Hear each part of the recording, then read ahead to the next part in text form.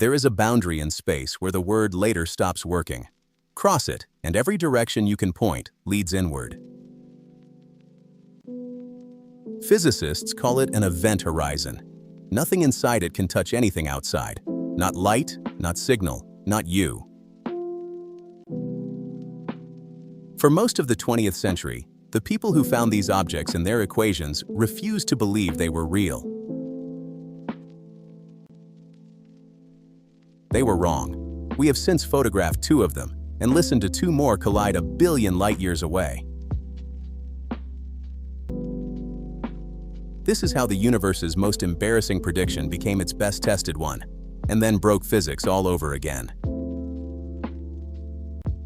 1784. An English clergyman named John Michel asks a strange question.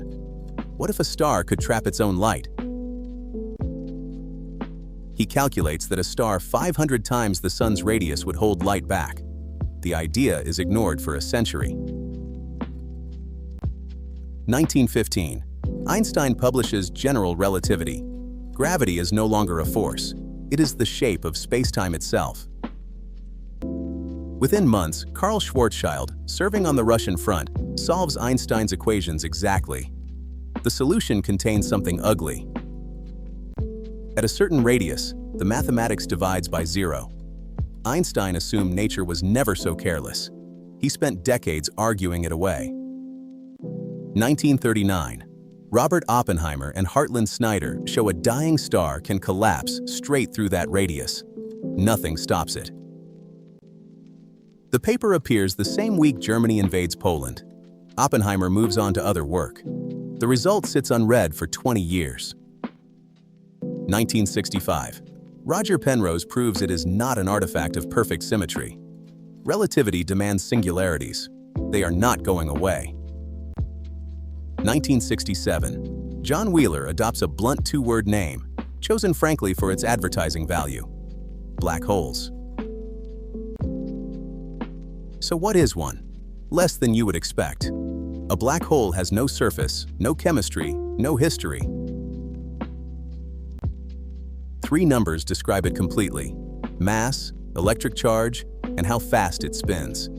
That is the entire inventory. Physicists call this the no-hair theorem. 2 black holes sharing those 3 numbers are not merely similar, they are identical. Everything else, what fell in, what it was made of, who it was, is gone from the outside description entirely. At the center, relativity predicts a singularity, curvature without limit, density without limit. Almost nobody believes this is literally true. It is the theory announcing its own failure. Where the equations scream, quantum mechanics should take over. So far, it has not. Outside the horizon, the geometry gets strange, but stays honest. At the photon sphere, light itself can be bent into orbit. Around a spinning hole lies the ergosphere, where space-time is dragged bodily around. Standing still is not an available option. Closer in sits the innermost stable circular orbit, the last ledge. Past it, matter has nowhere left to go but down. Fall in feet first, and tidal forces stretch you thin. The name for this, in the literature, is spaghettification. Watched from far away, you never arrive. You slow, redden, dim, and hang there frozen. From your side, you cross in seconds. Black holes come in sizes, and the sizes are strange, with a gap where the middle ought to be. Stellar black holes run from roughly 2 to 150 solar masses. They are what massive stars leave behind. Supermassive ones begin at 1 million solar masses and reach 10 billion. One sits at the heart of nearly every large galaxy. Between them, intermediate black holes, hundreds to hundreds of thousands of solar masses. For decades, we could barely find any. And below everything, hypothetically, primordial black holes. Some no heavier than a speck, forged in the first instance after the Big Bang. Nobody has ever seen one. If they exist, they were made not by stars, but by the density of the early universe itself.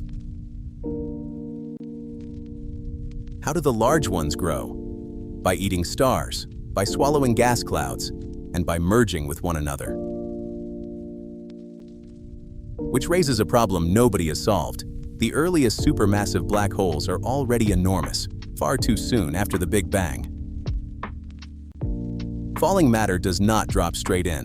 It spirals, piles up, and forms an accretion disk that friction heats to absurd temperatures. Here is the irony. The darkest objects in the universe power the brightest. Quasars outshine their entire host galaxies. Some launch relativistic jets, plasma at more than 90% of light speed, reaching millions of light years into empty space. For 50 years, this was all theory. Beautiful, self-consistent, unconfirmed. Then the evidence started showing up. 1971. An X-ray source in the constellation. Cygnus flickers too fast to be large and weighs too much to be anything else. Cygnus X1. By 1974, it is widely accepted as a black hole. Stephen Hawking bet against it, publicly, and lost. Its mass today, roughly 14 solar masses, locked in orbit with a companion star nearly 20 times the Sun. Through the 90s, Andrea Ghez and Reinhard Genzel do something audacious. They track individual stars orbiting the center of our galaxy. The star S2 whips around something unseen on a 16-year orbit. From its path, the mass falls straight out of the arithmetic. 4.3 million solar masses packed into a region smaller than our solar system. There is one honest explanation. Sagittarius A star, at the center of the Milky Way, spinning at roughly 90% of the maximum rate physics allows. September 2015. LIGO's detectors twitch. Two black holes, 30 and 35 solar masses, collided 1.4 billion light-years away. For a fraction of a second, that collision radiated more power than every star in the observable universe combined. In gravity, not light. April 10th, 2019. The Event Horizon Telescope releases the first image, a ring of fire around the void in Messier 87. 2022, they do it again, this time our own. Michel's ignored question, answered with a photograph after 238 years. 3 Nobel Prizes follow. Weiss, Thorne, and Barish for the waves. Penrose, Ghez, and Genzel for the mathematics and the stars. The prediction nobody believed is now among the best confirmed in science, which is precisely when it began causing trouble. 1974. Stephen Hawking applies quantum mechanics near the horizon and finds something that should not be there. The hole glows. Faintly, thermally, inevitably. Black holes are not permanent. They leak, and the smaller they get, the faster they leak. The timescales are absurd. A stellar black hole today absorbs more from the cosmic microwave background than it radiates. It is still growing. It must wait for the universe to cool, then evaporate over a span that makes the current age of the cosmos a rounding error. But eventually, gone. And that is the problem. The radiation coming out is thermal. It carries no trace of what fell in. Quantum mechanics has one unbreakable rule. Information is never destroyed. The past must always be recoverable from the present. Burn a book and the information survives, scrambled hopelessly into smoke and heat and light. In principle, it is all still there. Drop that book into a black hole, wait for it to evaporate, and the equations say it is simply gone.